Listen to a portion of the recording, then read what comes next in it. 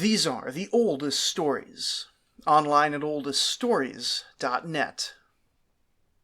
We are setting our clocks back a few centuries to a topic that really probably belonged back in the Kassite era, but which will remain relevant well into the Iron Age and through the end of Mesopotamian civilization. We read the Enuma Elish way back in episode 29 of this podcast, which was right about 3 years ago now, and noted in that episode that it ends with a long listing of the names of Marduk, which I mentioned deserved its own episode to look at. Well, this is that episode. We look at the 50 names of Marduk, of which there might actually be as many as 53, depending on who's counting, and seek to understand each of them. But first, some context. The Enuma Elish was a long time ago, so I don't blame you for being a bit fuzzy on the details, but the details aren't actually super important, at least not for today's discussion. Way back in the beginning, stuff didn't have names, which largely means that stuff didn't exist. Then a bunch of gods were born across multiple generations, and there were various conflicts, with Ea killing the first god, Apsu, then living in its corpse. Then the first goddess, Tiamat, got mad that all the younger gods were making too much noise, so there was an epic throwdown and Tiamat was defeated, allowing the creation of the current world order as understood by the Babylonians. However, all that plot isn't really the point of the story. The point of the story is that Marduk is better than Enlil. Indeed, Enlil, who at the dawn of the Middle Bronze Age was unquestionably the most significant of major gods in the land of Sumer and Akkad, barely shows up in the narrative. The entire story is really about Marduk and just how awesome he is, which is why nearly the whole of the last two tablets is nothing but praise for the god Marduk, and that praise is what we'll be looking at in a bit. But before we get to that, we need to look at how Marduk is set up in the story.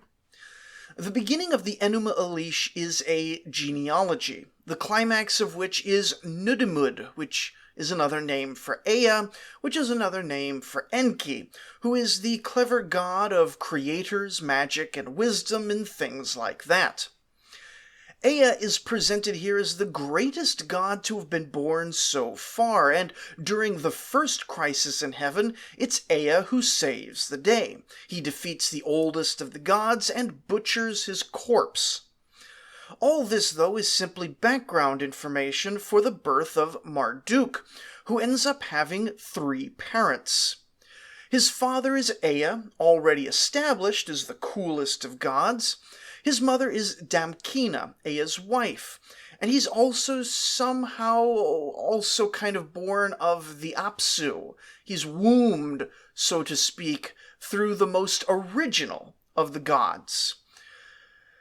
There are multiple dimensions to this genealogy. Now, most obviously, Marduk is awesome because he comes from the most awesome lineage, and is raised so well as to double his godliness just from the milk that he drinks alone.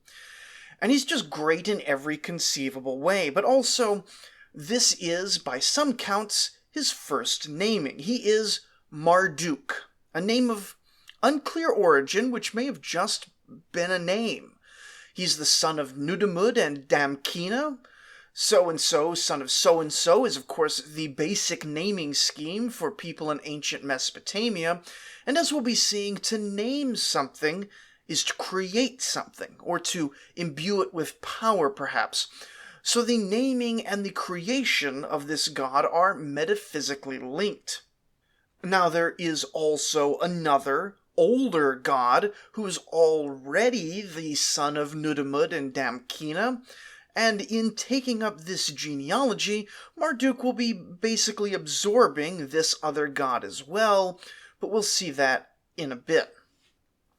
But we shouldn't skip the political dimension to all of this. The exact date of composition of the Enuma Elish is heavily debated, but fortunately the political reality being reflected here occurred over an extremely long period of time, like talking centuries here. You see, Enlil, god of wind, is classically considered the king of the Sumerian pantheon. Different cities at different times considered their own patron god supreme, but Enlil was generally recognized because of the central role that the city of Nippur played in religious geopolitics, being a very special religious city for much of the early period, and being the home of Enlil's primary temple. So while the city of Enlil was the greatest religious center, Enlil himself was king in heaven. However, in a transition which lasted several centuries, really, Marduk's city of Babylon considered itself to be the principal city of Sumer and Akkad, both politically and religiously. The politics side of thing was enforced through the success first of the old Babylonian dynasty of Hammurabi, then the Kassite dynasty, and the religious side very slowly seems to have followed along, with the theoretical and theological idea of Babylonian supremacy being associated with the success of her armies and diplomacy in the region of Lower Mesopotamia. The Enuma Elish is a work of the Marduk cult, and represents the fullness of this transition from Nippur as central to Babylon as central. So even though it may have been written before the transition was actually completed in the real world, it represents what the Marduk priests spent centuries trying to convince everyone of. And it also represents what eventually became the accepted reality of the Lower Mesopotamian pantheon, at least by the post-Kassite period, which is where we are now in our timeline. This all explains why Enlil is largely absent from the story, except at the end where he shows up to subordinate himself to Marduk. But it also explains why Babylon is actually the city of Eridu. Now, the Babylonian Eridu connection is an odd one, and I actually did resist it a lot at first, partly because it comes up a lot in some really weird conspiracy nonsense, but at the heart of it, it goes like this. Babylon, by the Kassite period, is unquestionably the dominant city of Mesopotamia, at least south of the Assyrian area. Also, we know that the universe is largely static, so whatever the situation is now is probably the situation for all of eternity, at least ever since the gods set the world in order. Therefore, Babylon has always been the dominant city of Mesopotamia in precisely the same way as Oceania has always been at war with East Asia in 1984.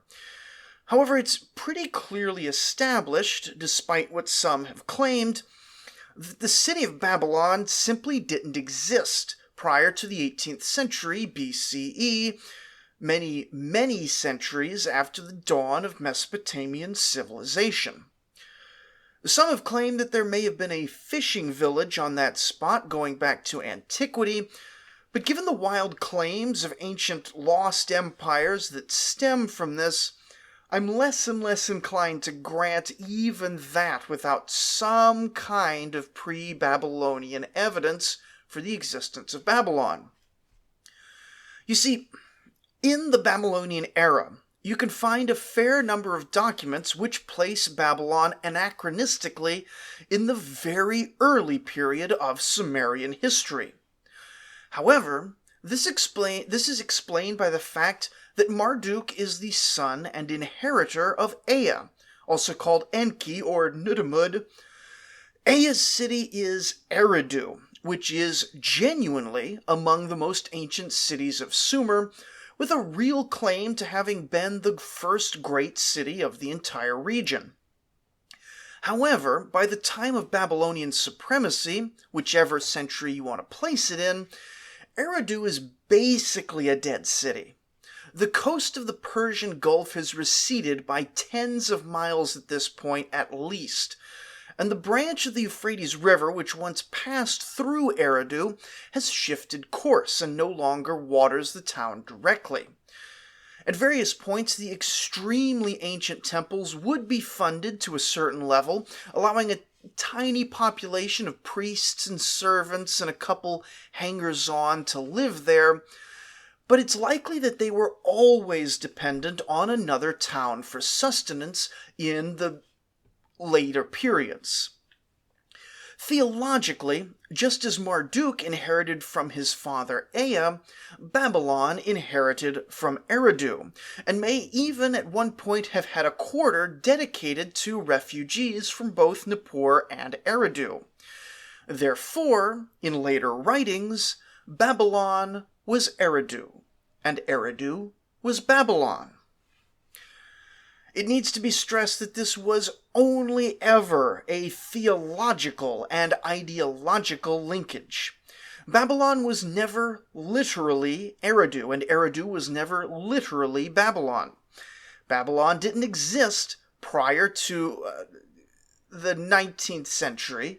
I did say 18th a minute ago, but certainly they didn't exist before the founding by the Amorites, and Eridu was largely dead by the Kassite period, though full abandonment wouldn't occur until the Neo-Babylonian period.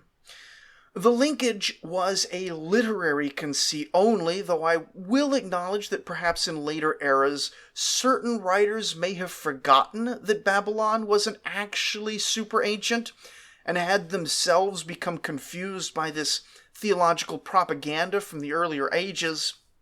For instance, of course, the story of the Tower of Babel, which is a biblical reference to ancient Babylon, is almost certainly showing signs of later redactors being confused by the claimed antiquity of Babylon. And perhaps the original story was pointing to a ziggurat at Eridu, or potentially one in Uruk due to the connection with King Enmerkar and the god An. But it should be stressed that ancient Babylon was not the site of any spaceship landing sites, and ancient Babylon was not the home of a great antediluvian civilization, nor was it the Mecca of the Hyperboreans, nor was it the Wakanda-like home of hyper-advanced black people, or any such nonsense, because Babylon didn't exist certainly prior to 2000 BCE. Anyway, I've gotten a little bit off topic with that. It's been sitting in my heart for a long time now, so that's just how it happens. Marduk is great. That's the point of the story. He's greater than Enlil for sure, and don't you forget it. That is why Marduk becomes associated so strongly with the number 50. Because 50 used to be Enlil's number, and the only god with a greater number is An, who is theologically greater in a sort of metaphysical sense, but also less important and without any political constituency, because he's not the subject of active worship for the most part. Now that we've established how great Marduk is, the next section of the Enuma Elish is focused on making sure we know how powerful Tiamat and her general Kingu are, as well as the strength of their army. All the other gods are totally stumped by how to beat her, and disaster is sure to befall the entire universe, since it seems no good guy is powerful enough to fix the situation. But fortunately, did we mention that Marduk is super awesome? When all hope is lost, Marduk can save the day. And Marduk is willing to save the day, but before he does, he requires that the gods convene a council to appoint him with, absolute authority over all the heavens and everything. Just a little, a little condition. This is another naming, though it's not explicit yet. It'll get repeated again in the names list as Lugal Demarankia. Then Marduk goes out, powered up by his new name, and he wins the war. Having won the war, and this is important, before he gets any names, he sets the world in order, creating temples and cities and humans. Then, and only then, does he settle into his throne while the many gods gather before him to worship and celebrate with a listing of the 50 names. And now, before we get properly into the naming, though, there's some more naming to take care of first. Marduk's bow gets established as a constellation, and the 3 stars involved in this don't get described well enough for us to identify where they were, but the names and meanings of each are explained. Then Anshar speaks. Now, Anshar is the oldest still living god at this point in the narrative, his 2 parents being the now defeated Tiamat and Abzu. Anshar is the father of An, who in most Mesopotamian pantheons is the oldest and most senior deity, making Anshar even older and more senior. And his role here is to give Marduk a name before launching into the 50 names sequence. That name is Asalluhi, and the power of this name is tremendous. You see, there's already a god named Asalluhi, though he's going to pretty quickly now get fully syncretized into Marduk, and he's hugely important for regular people. Asalluhi is the son of Nudimmud and Damkina, just like Marduk, but being the son of the god of magic, Asalluhi is basically the greatest sorcerer. Now, I suspect that Asalluhi was, in ancient times, the subject of some very popular myths and narrative stories, but we don't have any surviving. I just get the impression from how he's discussed that most people would have been about as familiar with him as people nowadays are with Doctor Strange or Merlin or someone like that. We talked last episode about how significant magic and demons were in the ancient world, and we largely skipped over Asalluhi, the most famous of protectors and most famous of magicians, because I knew he'd be part of today's discussion. There is a famous incantation, now known as Marduk against the demons, or some variation of that, written from the perspective of Asalluhi, in which the god repeatedly explains his astonishing amount of power over the world, and particularly his power over demons. We often see Asalluhi in incantations either as the purported original author of the magic spell, or as a being invoked to protect or cause some magical effect. But now that Asalluhi is revealed to have been Marduk all along, surprise, surprise, all those incantations now mean something completely different, or at least somewhat different. For me, this is puzzling sort of on 2 levels. First of all, we can speculate as to whether this syncretism happened first at the popular level and is now being officially codified, or if it's coming from the temples and intended to affect the popular religion. But I don't think we have enough evidence to really say either way. But more curious to me is this. I know that fans of like Star Wars and Marvel comics, they get so upset at this sort of retconning where you go back and change already established lore. But how does it work when it's literally your religion getting shifted? Imagine all the scandal around Disney ruining Star Wars, but like the Pope's involved somehow. Anyway, for all the history of Asalluhi, the establishment of Marduk as Asalluhi is remarkable and gives one more key insight into the nature of ancient magic. The name is bestowed and praises are sung to Marduk, of course, but then as part of explaining Marduk's power, they begin to list off his responsibilities in there with his power. He's to establish and rule over the system of offerings by which mortals sacrifice to the gods. He's to cause humans to construct temples and to obey divinities. He's to rule over the divination signs. Now imagine you're a farmer and you need a god to help you with something, to grant a blessing or remove a curse of some sort. You might start by asking the god directly, but if he ignores you, the next logical step would be to go to Asalluhi, who has the power to affect the god's food and worship supplies. I mean, imagine if the manager of your local grocery store told you that you would be banned from the grocery store unless you changed your behavior towards this farmer. That's likely to catch your attention pretty quickly. And after this, we finally get to the point, the 50 names themselves. We begin with the name Marduk, which was already his name, but this first couple names in the set is recapitulating the plot of the story we just heard, the Enuma Elish, albeit in a more triumphant manner. Following each name is a little speech, sometimes short, sometimes long, which both explains the name and praises the god, making this fundamentally a didactic work. And for example, the first one explains the name of Marduk with, who, from his birth, was named by his forefather An, establisher of pasture and watering place, who enriches their stables. Though we don't see anything of Marduk before he was patron of Babylon in the historical record, it appears his earliest origin was as some kind of agricultural deity. And the praise continues, who by his deluge weapons subdued the stealthy ones, who saved the gods his forefathers from danger, and that being a reference to the plot of the story we just heard. He is indeed the sun, the most radiant of gods.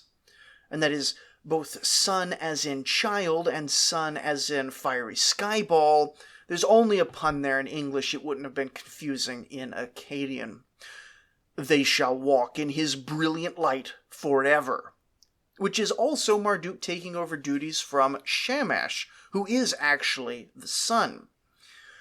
On the people whom we made, creatures with the breath of life, he imposed the god's burden that those be released.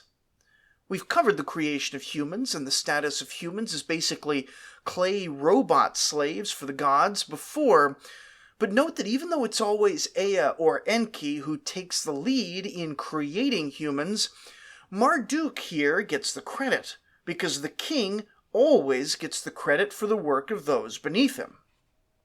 Creation, destruction, absolution, punishment, each shall be at his command, these shall gaze upon him.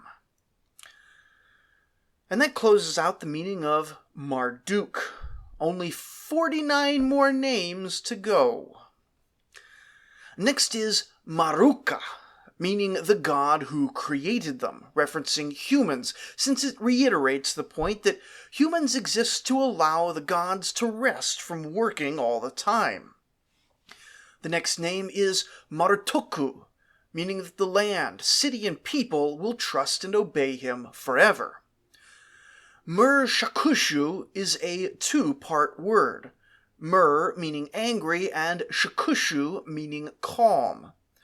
If you remember the poem of the Righteous Sufferer, there the poet waxed lyrical about how Marduk is both full of rage and full of calm. And here we note that he is angry but deliberative, furious but relenting, capable of all feelings, and everyone else just has to ride out his moods. The next name is Lugal Dimrankia, or Lord of all the Gods, a name he's already been given in the story, but here it's reconfirmed. It's followed by Nari Lugal Dimrankia, which is basically the same thing, but with more of a focus on Marduk as instructor and orderer of all reality. After this, the next section of names all seem to come in themed groups. So first we get Asalluhi, formally bestowed upon Marduk, which we already discussed. Then we hear that Asalluhi was also named Namtila, which means the god who maintains life. In this case, he has metaphorically resurrected the gods who were under a death sentence which Marduk lifted through his victory in battle. This isn't an actual resurrection story, at least as we have it. It isn't a dying and rising god, as some have claimed. It is possible that another story or another version of the story had Marduk actually resurrecting the dead, but currently we aren't aware of any such version, making this a purely metaphorical resurrection, and likely, maybe, something promised also to believers in Marduk who felt deeply persecuted or felt themselves to be in very poor condition for whatever reason. Those who have faith, it seems, in Marduk and give him lordship over all will be metaphorically resurrected, that is, lifted out of the hard conditions into something better. Now, the third name of Asalluhi, and we're in the Asalluhi set, so this name of Marduk is a name of Asalluhi, and in becoming Asalluhi, he's gaining these Asalluhi names. So the third name of Asalluhi was Namru, which means the one who purifies the ways. Now, all three of these Asalluhi names are particularly powerful ones, and are bestowed by the three most senior of the remaining gods, Anshar, Lahmu, and Lahamu. Now that closes out Tablet 6, and also closes out the first section of the name listings, the one most directly related to the events of the Enuma Elish. What follows in Tablet 7 is more of just a listing of names and praises for the god. It begins with the Asari set of names, which begins, of course, with Asari, meaning bestower of cultivation. But when we get here, we also find that there exists a commentary tradition on this tablet from the ancient world, which gives us an unparalleled window into ancient scholastic traditions. You see, we tend to think of commenting on other text as a hallmark of medieval scholastic philosophy. And indeed, the scholastics did produce voluminous commentaries on commentaries in their day. But the idea of just making margin notes or whole separate commentary works discussing other important texts does in fact go all the way back to Mesopotamia, and is a pretty obvious kind of invention when you think about it. These commentaries that we have are often etymological in nature, trying to explain the meaning of a word by examining its component parts, much the way we nowadays might explain the word television by pointing out that the first part, tele, is Greek for distance, and the second part comes from the Latin visio, to see, so televisio. The whole process is far more complicated in cuneiform Akkadian, since they have both Semitic languages and Sumerian to draw upon, and can arbitrarily pull apart the cuneiform characters to find supposed roots. But the whole project of cuneiform commentary and etymology is a topic for a later date, because it's really something else. For now, it's enough to know that some later scholar examined the 50 names of Marduk and attempted to associate the supposed etymologies to the aspects of the god. We're not going to criticize these etymologies today. We're going to accept them as the best understanding of the scholar who wrote it, but we should keep in the back of our mind that both that the commentary was written centuries later, and that some of these etymological methods are nowadays poorly regarded by modern scholars looking at this ancient philosophy. Anyway, we're in the Asari names, and our commentary lets us know that the name Asari can be broken down into components. Ru is bestower, Sar is cultivation, A is border, Ra is establish, Ru is creation, Sar is grain and herbs, Sar, read as Ma, is cause to sprout, and Sar is vegetation. Now, in one sense, you can sort of get a feeling from those word meanings that gives you a sense of what the commentator thinks Asari means. Something agricultural, but also establishing borders, like in a field maybe. But as to how he got there, how he found so many components in such a short word, well, that's what polysemism is about, and that's a story too complicated for today.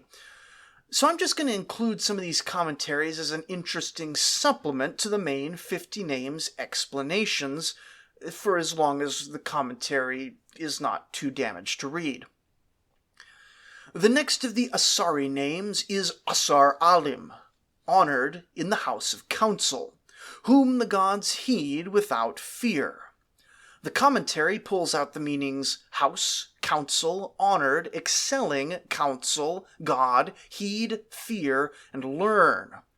That alim is the honored part, but it's a good example of the complexity of the ancient cuneiform languages, that the same asar is in both asari, with an agricultural meaning, and asar alim, with the meaning of houses and counsel. Now the third Asari name, then, is largely the same but more emphatic, Asar Alim Nuna, honored light of his father, who assigns portions for the gods, implements their decrees, and increases abundance in the land. The commentary here is too damaged to read. After this we get into another set of names, the Tutu names, beginning as usual with Tutu. Tutu is all about restoration, both the purification of holy places and also in the restoration of life. And through that restorative ability, he is uniquely exalted among the gods.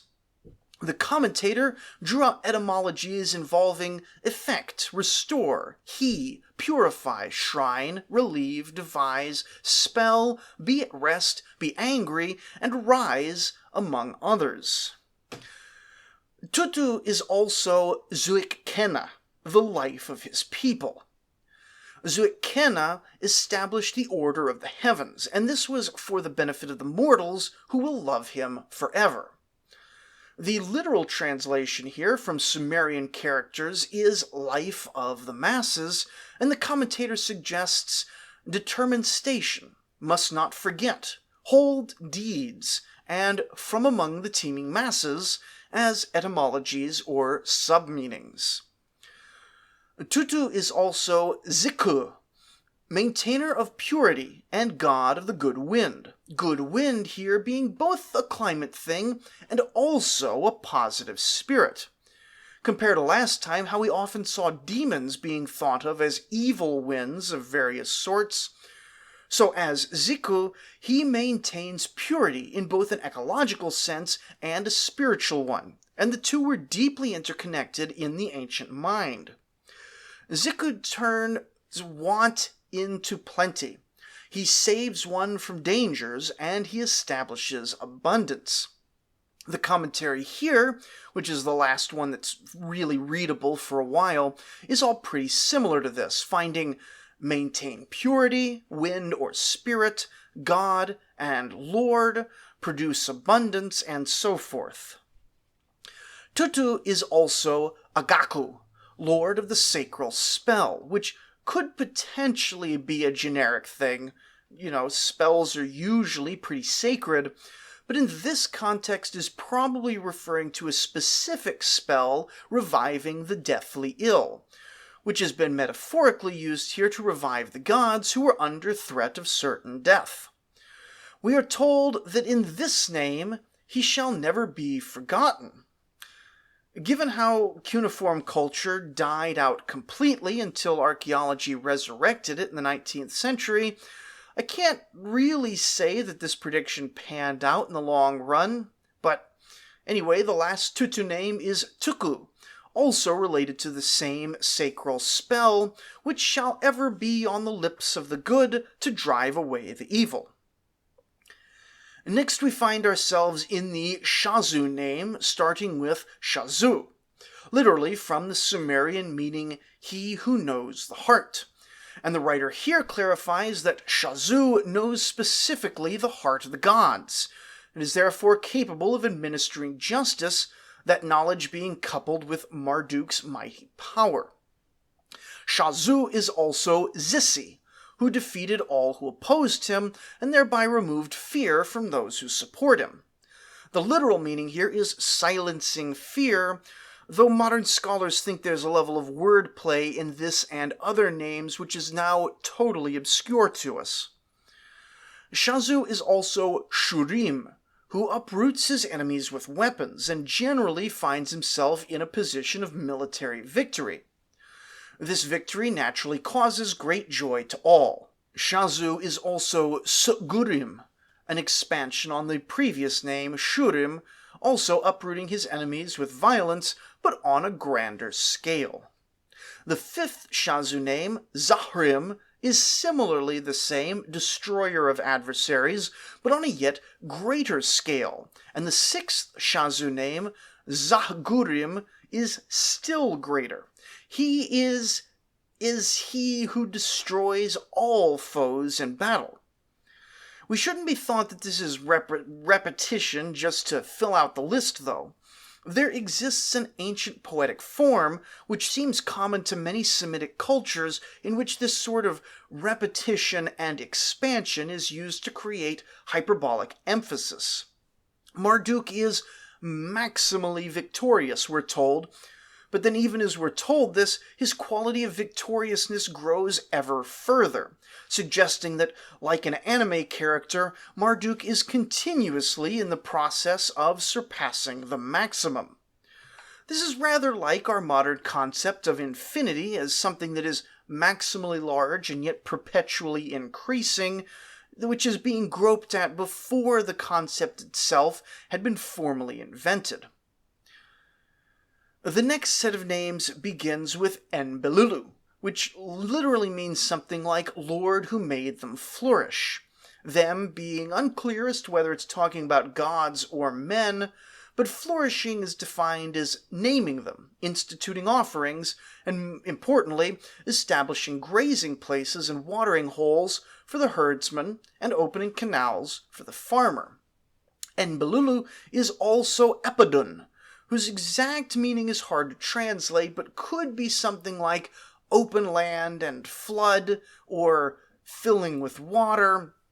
Either way, something to do with well-irrigated fields and the canals which keep them watered. Enbelulu is also Enbelulu Gugal, irrigator of the waterways of the gods, and therefore lord of abundance, producer of wealth, bestower of grain, and so forth. Finally, Enbelulu is also Hegal, meaning heaps up abundance, and which the Enuma Elish writer connects to these other irrigation meanings as well. Next we get to the Sirsir set of names, and these are interesting. Now, some of the names so far that we've seen are names of known independent gods whom Marduk is essentially eating. Others of these names are titles and duties, which may or may not have been the names of minor gods, or they could just be roles that Marduk is assuming. We'll probably continue debating that until we find confirmation of these minor gods actually existing. Sirsir, however, is clearly the name of some god, but not one that we know of outside this narrative. Sirsir is a divine person of some sort who battled against the ocean, which is a fairly common mythic motif who's clearly being absorbed into Marduk. We don't know that Sirsir had a domain of any sort. All we hear here is that he defeated Tiamat, created land on top of her or from her corpse, and he crossed the vast ocean multiple times and perhaps fought a single combat atop a bridge. Well, Sirsir may have done all that, but now Marduk did it, so Sirsir can just go home. Sirsir is also Malah, who appears to have been Sirsir's sidekick, who piloted the boat on which Sirsir rode at some point in Sirsir's narrative. The last 20 names on the list are what's called the independent section. While we do sometimes get groups of related names, they aren't explicitly related anymore in the way that the previous names were. These are much shorter, the writers clearly getting worn out by Marduk's limitless glory, and so starts us with Gil, granter of the land's seed, who provides barley, grain, and herds of animals.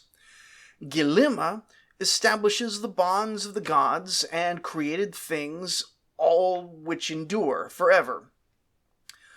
Agilima controls the snow and created the high places. Given the local geography, snow and mountains would have had a pretty strong conceptual link. They wouldn't have seen snow outside the mountains. And the point is mostly that Agilima is a very high up entity, living way up in the sky, and is therefore much better than us mud-based dirt crawlers. Zulum is his name for his role in assigning fields, and as assigner of fields, he's also the one who assigns food offerings, since different regions around a town would have been assigned to the upkeep of this or that temple or to the palace. We get our commentary back for Zulum and learn that the name was thought to include the idea of knowing and measuring off fields or tracks. Mumu is a name we've seen in earlier myths, a creator god, and indeed that's the literal meaning of the name in the early Sumerian, here taken to be the creator of heaven and the lower worlds, typically including both earth and the realm of the dead there in that lower worlds. Zulumu appears on its face to be a combination of Zulum and Mumu, and would therefore suggest both creating and organizing the universe, but the only discussion we have of this name is, to who no other among the gods was equal in strength. The next name, Gishnumanab, has the word seed in it, and means creator of all people, but also destroyer of the gods of Tiamat, using that destruction for the act of creation. He's also Lugal Abdubur, thwarter of Tiamat. The commentator notes here that Lugal, of course, means king, but the rest of it can be parsed in two ways. Abdubur can be the ocean foundation, either making Tiamat, who is the ocean goddess, beneath all things, or in the literal forming her as the foundation of the earth. Or it can be parsed Abdubu, something like Tiamat or the ocean is thwarted or rooted out by actions, maneuvers, or weapons. As far as we can tell, the commentary tradition doesn't take these two different readings as options to pick from, but as facets of Lugal Abdubur's nature, all present simultaneously. Like I said, the methods of the commentary aren't really clear from these English summaries, but when you look into them deeper, it isn't really always certain that we understand what exactly the commentators were trying to say, even when we understand clearly what's going on with their etymological exercises. Anyway, next is Pagalguena, the greatest of the gods, his brothers. Then is Lugal Durmah, greatest in the house of kingship. He is also Aranunna, counselor of his father Ea, and thus wise enough to advise the god of wisdom, as well as being both fair and noble. He is Dumaduku, son of the Holy Hill, king of the Holy Hill being a title of Ea, his father who always relies on Marduk for decisions. It isn't totally clear if the Holy Hill is Ea's ziggurat, or if the title predates any major construction and refers to Ea originally being a topographical deity, lord of some random hill probably near Eridu. Lugal Shuana is a title of strength for the god whose strength is above all others. Iruga is a name meaning ravager of all, though the gods clarify here that Marduk is a ravager of all among his enemies particularly. But by a different derivation, the name also means all wisdom or all perception. And so the text decides that Iruga is both ravager and wise man, which is a connection we don't usually make nowadays. Kingu is a related name, specifically ravager of Tiamat's divine general Kingu. Kinma is he who causes earthquakes and whirlwinds to pass through the gods when they fear him. Esizkur is literally the house of prayer. He is the dweller in such a house where other gods come to pay homage to Marduk, and Marduk essentially holds court over the world, passing judgments on lifespans and decrees of creation. Gibil is a difficult one, and even the commentator appears to have trouble with it. The name is praised as one who, because of the great battle, can create great things, and whose thoughts are too subtle for even other gods to comprehend. The commentator pulls out the ideas of permanence, establishment, battle, Tiamat, create artfully, profundity and wisdom, perception, heart, remote, and comprehend just in the portions which are not damaged, though we can see from the scratches that he clearly continues even past this in the damaged portion of the tablet. Adu, by contrast, is the god as Sky King, covering the sky and producing thunder and rain, wrath and abundance side by side. Asharu is the assembler of the gods of destiny, thereby taking charge over fate. Nibiru, the 49th name, is taken as intensely complex, both in the poem and in the commentary, but centers around fairly high-level ideas of passage between heaven and earth, of perhaps a tunnel or a liminal deity who both rules over both realms and therefore rules over all important passageways between them. This may not seem super important, but for the priests and diviners who build their career around divine signs and magical invocations, this is probably at least equal in importance with Asalluhi, the great wizard. And finally, after the gods have pronounced these 49 names upon the greatest of all gods, Father Enlil makes his appearance, generally bestowing a variant of his own name upon Marduk, calling him Lord of the World, which the commentator wastes no time in making clear is actually Enlil's own name, just in a more glorious form. Then Marduk's father Ea grants the 51st name, giving Marduk the name of Ea, causing him to be the Lord of Wisdom and Magic as well. Then Marduk is granted the sacred number of 50, thus replacing Enlil, who used to hold the magic number of 50, and all the gods praise him and celebrate, and they all live happily ever after. And now you know all the names, and therefore all the aspects of Babylon's great patron god, which the text urges all men to teach to their juniors. There's a fair bit of subtlety in all of it, which would take a good deal more effort to fully draw out, and there's much that we probably just don't understand in all of this, even beyond the missing sections of text and commentary. But in general, we see Marduk as still a being with domains, but also we see how he's eating the more specific domains of the more common sorts of gods, and expanding his role in a way that brings a great deal under his already pretty broad umbrellas. He's a god of fertility, a destroyer of enemies, a healer and a savior, a king of gods, a provider to the gods, and a master of magic.